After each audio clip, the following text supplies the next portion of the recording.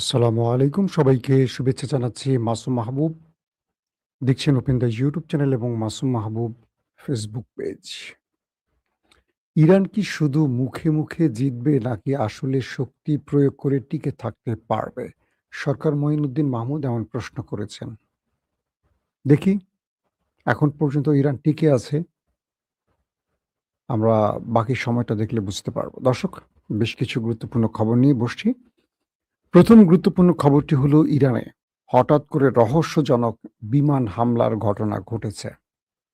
America বলছে তারা এই হামলা করেনি। তাহলে হামলা করল কারা? পাল্টা জবাব কি দিল ইরান? হঠাৎ করে ইরানে ছুটে এলো কাতারের ডেলিগেট। পৌঁছে দিল মার্কিন যুক্তরাষ্ট্রের বিশেষ বার্তা। কি ছিল সেই বার্তায়? ৩ নম্বর গুরুত্বপূর্ণ খবর,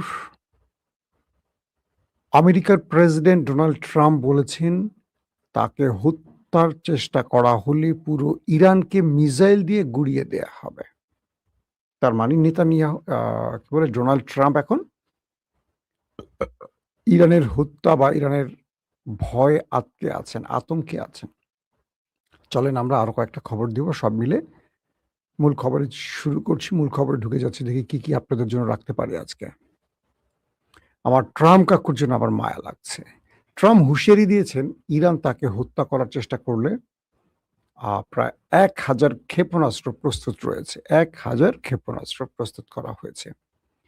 তো শুক্রবার ট্রাম্প ইরানকে এই হুমকিটি দিয়েছেন।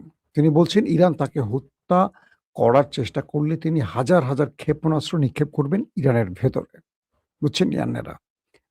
ট্রাম্প তার ট্রুথ সোশ্যাল প্ল্যাটফর্মে লিখেছেন যে ইসলামিক প্রজাতন্ত্র ইরানকে লক্ষ্য করে ১,০০০ ক্ষেপণাস্ত্র প্রস্তুত করা হয়েছে এবং এর পরপরই আরো হাজার, হাজার ক্ষেপণাস্ত্র নিক্ষেপ করা হবে।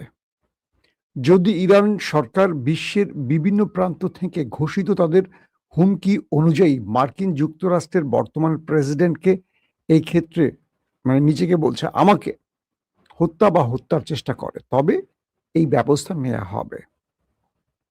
তিনি আরো বলেন ইতিমধ্যে আদেশ দেয়া হয়েছে এবং দাবি করেন যে মার্কিন সামরিক বাহিনী ১ বছরের জন্য যা বর্ধিত করা যেতে পারে ইরানের সমস্ত এলাকাকে সম্পূর্ণরূপে নিশ্চিহ্ন ও ধ্বংস করে দিতে প্রস্তুত এবং তারা সক্ষম।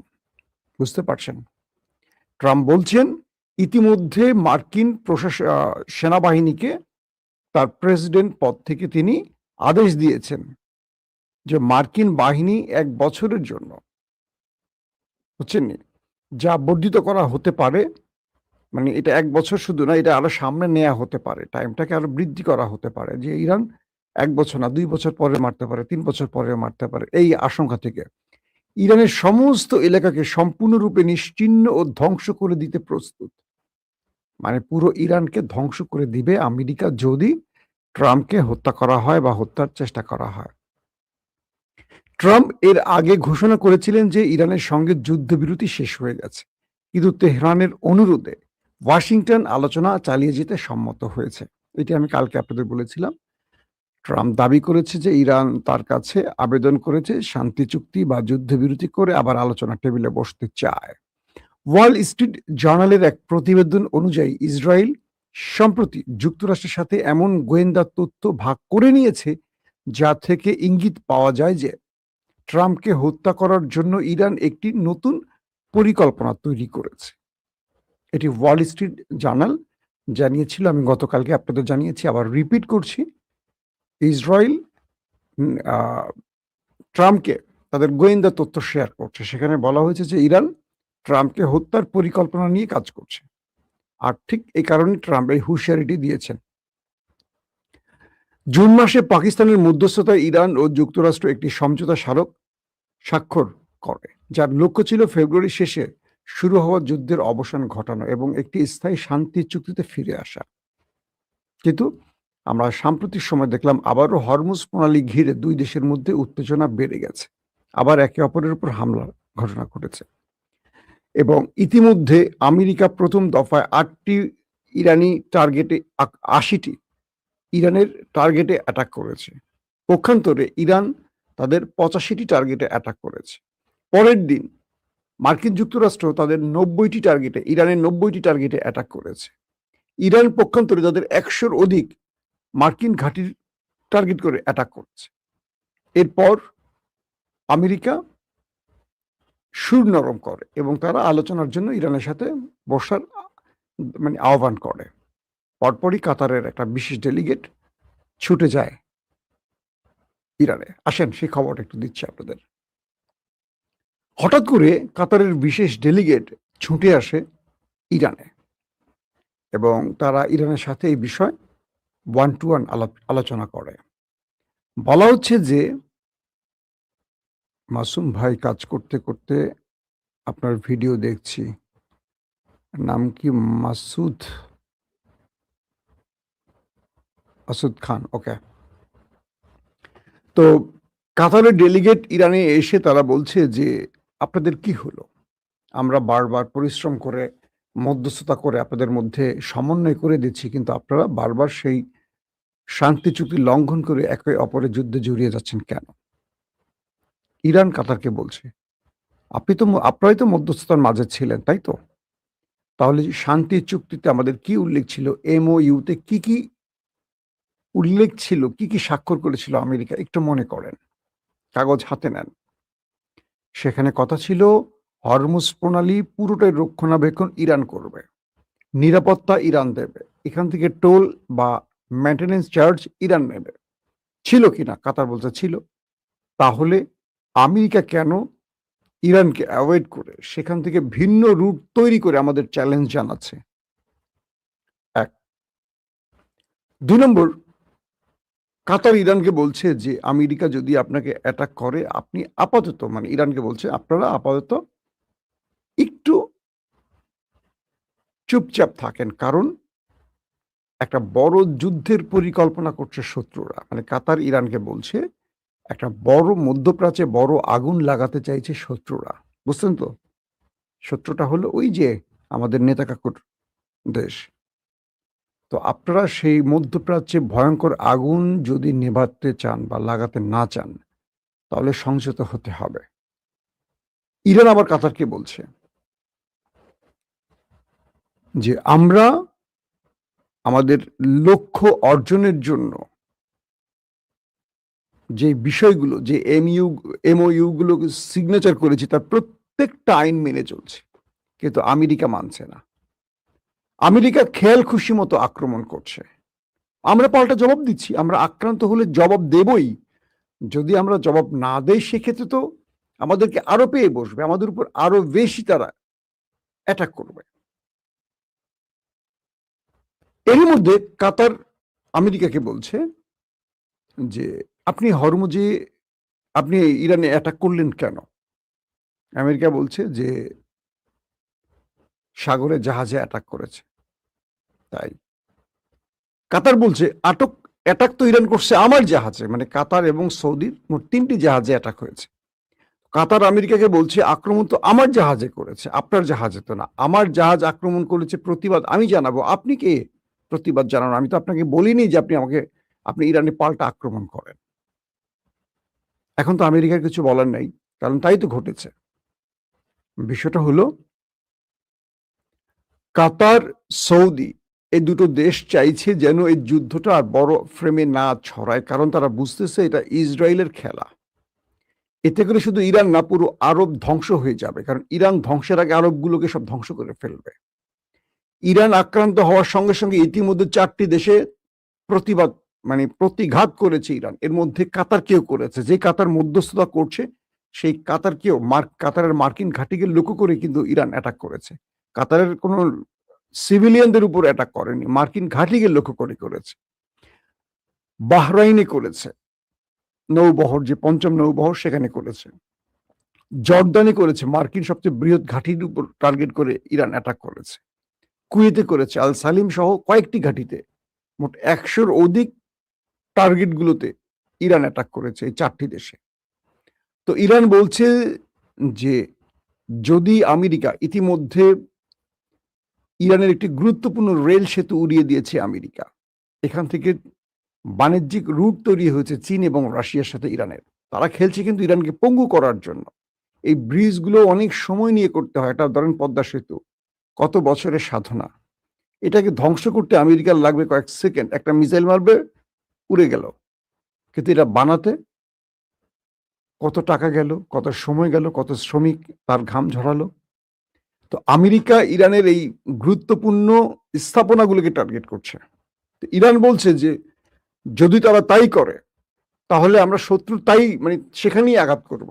এখন এটাই হলো সৌদি আরব আমিরাত বা এদের ভয়।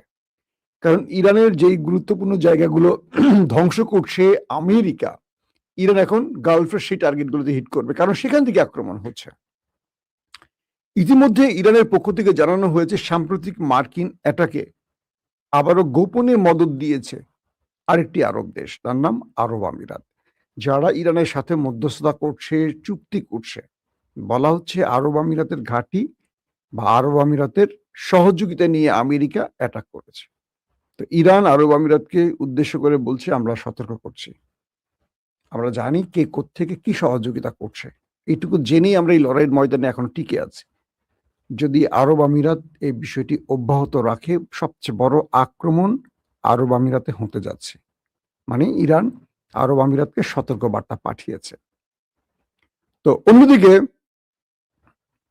মিস্টার ট্রাম্প তিনি পাঠিয়েছেন কাতারকে ইরানে। তিনি নিজে পাঠিয়েছেন, কারণ তিনি এক তার নিজের জীবনের হুমকিতে আছেন। দুই, তিনি ইরানকে বলছেন যে আমি হাজার হাজার মিসাইল প্রস্তুত করে রেখেছি, তুমি যদি আমাকে মারো আমি তোমার দেশ উড়িয়ে দিব। ইরান এতদিন ধরে যুদ্ধ চালিয়ে যাচ্ছে, তোমার হাজার হাজার মিসাইল উপেক্ষা করেই তো করছে না।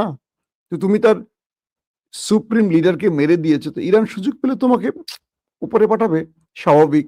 এখন তুমি নিজের জীবনকে নিয়ে ভয় পাচ্ছ কেন আমার চাচ্ছু?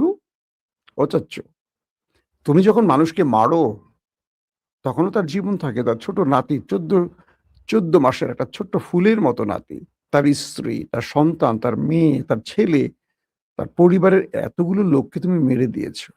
আইআরজিসির টপ লিডারদের মেরে দিয়েছো, গোয়েন্দা প্রধান মেরে দিয়েছো, সেনা প্রধান মেরে দিয়েছো, নৌ প্রধান, বিমান প্রধান মেরে দিয়েছো। এত এত লোক যে মেরেছো, এটা শাস্তি কি তোমার হওয়া উচিত না?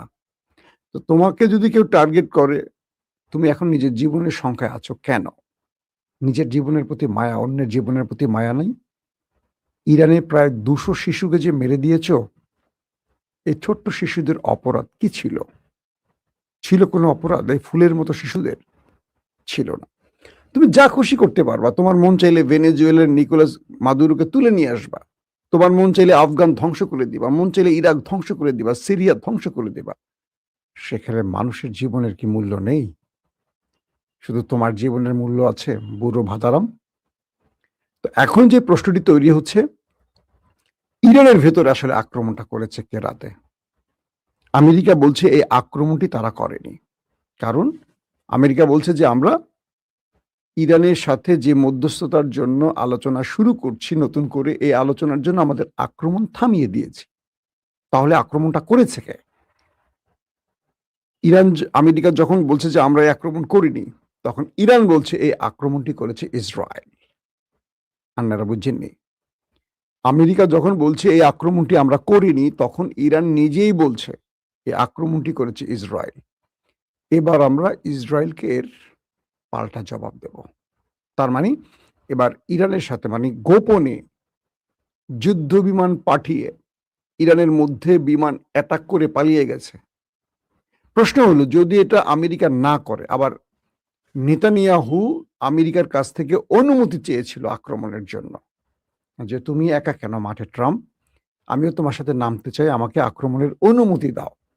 তো ট্রাম্প নেতানিয়াহুকে বা ইসরায়েলকে ইরানে আক্রমণের অনুমতি দেয়নি, কারণ সে জানে যে ইসরায়েল জড়িয়ে গেলে এটা থামবে না, এটা বড় ফ্রেমে শুরু হবে।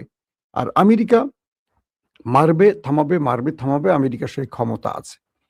আর ইসরায়েলকে তো মধ্যপ্রাচ্যের কেউ পছন্দও করে না। ইসরায়েলে মারুক, এটা কাতার, কুয়েত, সৌদি সবাই চায়, কিন্তু আমেরিকার সাথে সমস্যা জড়াতে চায় না। তো এই পরিস্থিতিতে ইসরায়েলের নেতানিয়াহুকে যখন আমেরিকা অনুমতি দেয়নি ইরানে আক্রমণে, তাহলে গোপনে তারা আক্রমণ চালিয়েছে ইরানে। প্রশ্নটি তাই আসে। তাহলে প্রশ্ন হলো, 2000-2500 কিলোমিটার দূর থেকে ইসরায়েল কি করে এসে আক্রমণ করলো এবং এটাকে ফুয়েল ট্রান্সফার কারা করলো? ফুয়েল দিল কে? রিফুয়েলিং করলো কারা? কারণ ইসরায়েলের প্রত্যেকটি যুদ্ধ বিমানকে তেল দিয়ে থাকে আকাশে আমেরিকার ফুয়েল ট্যাঙ্কার। তার মানে আমেরিকা জানে, স্বাভাবিক প্রশ্ন, কারণ ইসরায়েল ওখান থেকে উড়ে এসে এখানে অ্যাটাক করতে পারে না, তাকে পথে তেল নিতে হয়, যাওয়ার সময় বা আসার সময় তাকে তেল নিতে হবে। এই তেলটা ইসরায়েলকে কে দিয়েছে? নিঃসন্দেহে আমেরিকা, কারণ এই অঞ্চলে ইসরায়েলের কোনো তেলের ট্যাঙ্কার নেই, ফুয়েল ট্যাঙ্কার নেই, আছে আমেরিকার। তার মানে ইরান যে অভিযোগটি করছে, এই মধ্যরাতে হঠাৎ করে ইরানের ভেতরে কয়েকটা বিমান হামলার ঘটনা, এটার সাথে ইসরায়েল দায়ী। তবে নেপথ্যে আমেরিকা থাকার সম্ভাবনা অনেক বেশি। এখন ইরান বলছে তারা এটার শক্ত জবাব দেবে, অর্থাৎ গোপনে তাদের উপর যে বিমান হামলা হয়েছে তার জবাব ইরান দেবে। আমরা হয়তো নেক্সট ভিডিওতে জানাবো ওই গোপনে হামলার প্রতি উত্তরে ইরান কি জবাব দিয়েছে। দর্শক, এখনকার মতো বিদায় নিচ্ছি। নেক্সট আপডেটে অবশ্যই আপনারা আবার আমাদের সাথে থাকবেন, জানবেন সর্বশেষ খবরগুলো। আল্লাহ হাফেজ।